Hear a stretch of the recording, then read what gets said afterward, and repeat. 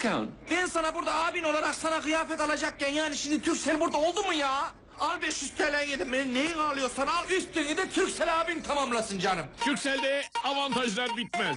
Şimdi Turkcell'liler akaryakıt, gıda, teknoloji, ulaşım, seyahat ve giyim alışverişlerinde yıl boyu indirim kazanıyor.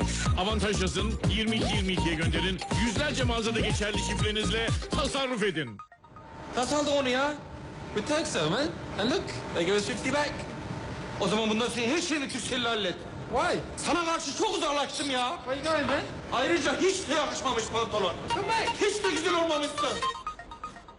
Benim babam helal olsun ustası. Helal olsun ustam. Helal olsun be. Helal olsun usta be. Çok güzel olmuş. Benim babam helal olsun ustası. Diyo ustaları Türkiye'yi pırıl pırıl boyuyor, yeniliyor. Türkiye'de ustalarına 55 yıldır helal olsun diyor.